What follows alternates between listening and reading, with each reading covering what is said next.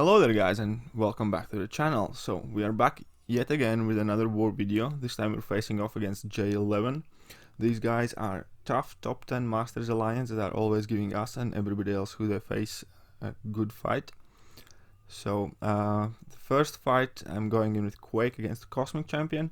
I'll be honest right here, I did the first fight while being slightly inebriated after like a hardy Friday night out.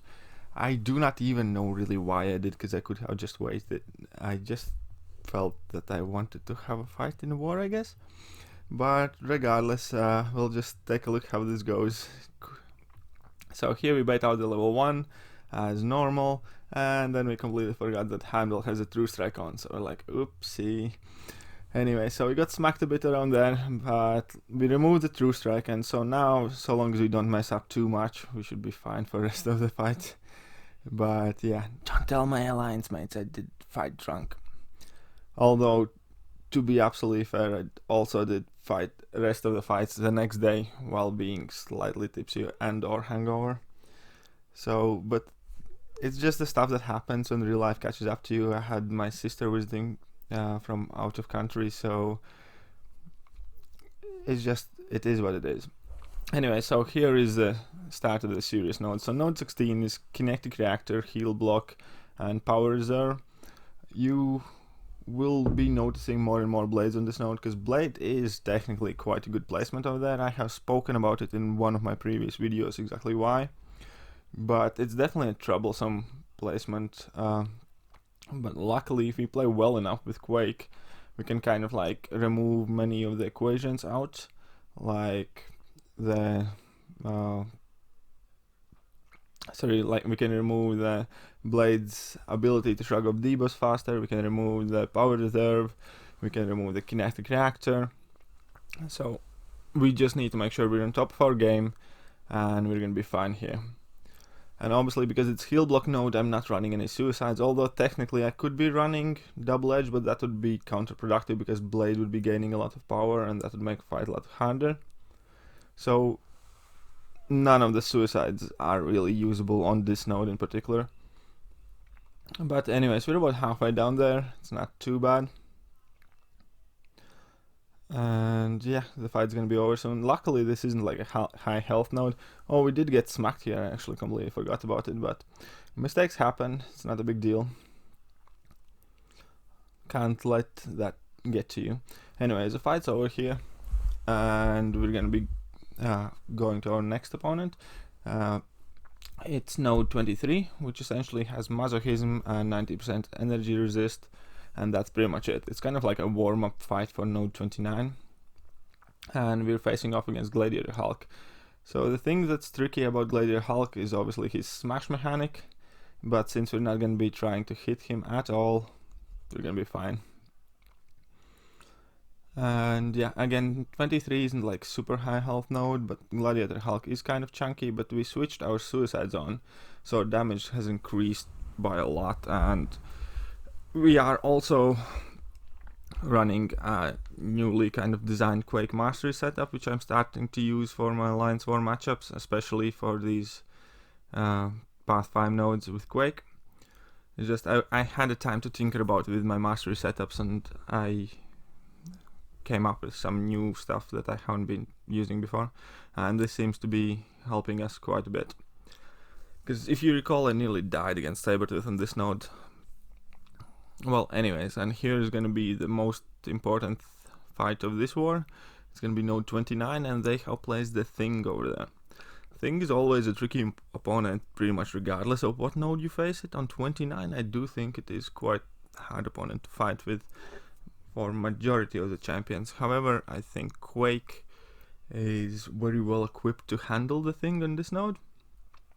But just to be safe, we're going to put on the Indestructible 3 boost, because yeah, we weren't in the best state physically, and this was still a fairly close war, so just wanted to be safe for a change and put on the 3-min boost, because we are trying to save as many of these boosts as we can for the hardest wars of the season.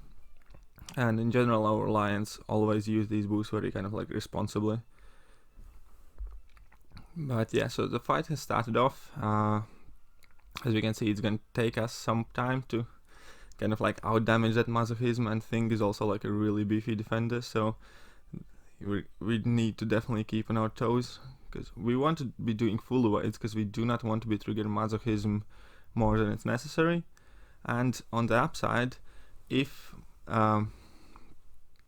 my concussion charges would expire and I would be placing stun on the Thing while I'm already charging my heavy attack, we are bypassing masochism. But obviously, because we're constantly dexing and heavying and doing that in a mix, it's not always possible to bypass the masochism.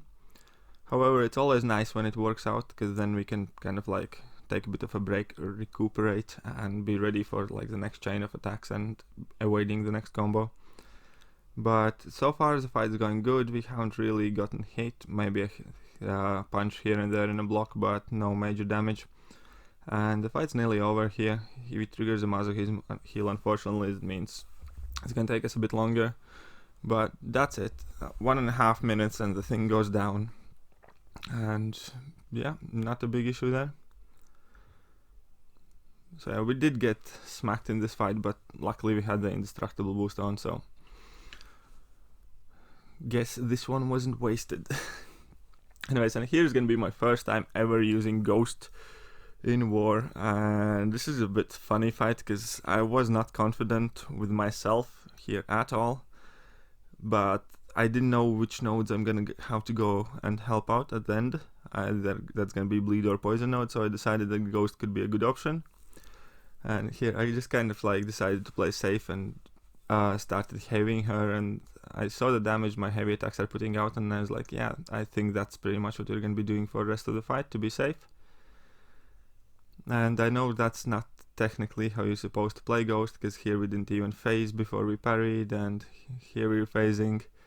And this is by no means like a great Ghost gameplay, but we're still going to get the job done. We're still going to get that Medusa down, and we're not gonna get hit and not gonna take much damage. So long as it works and it did the job, I'm still kind of in the process of learning to play her better, because I do believe that to do that champion any justice, one does really need to practice her in many different scenarios. And we're closing in on the last fight of the war. Last fight is gonna be this Punisher 2099. It's a 6-star on Kinetic Reactor mini-boss node. And so we healed up our Quake for this fight, guys.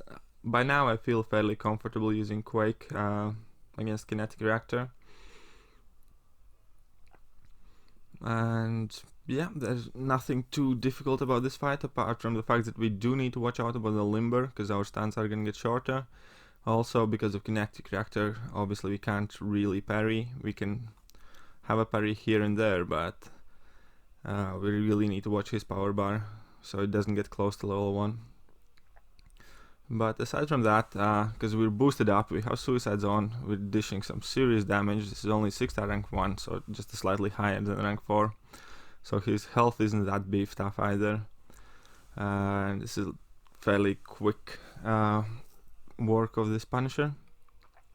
So since the war is nearly over, we did win this war, and we're carrying on our streak of 7-0 for the season.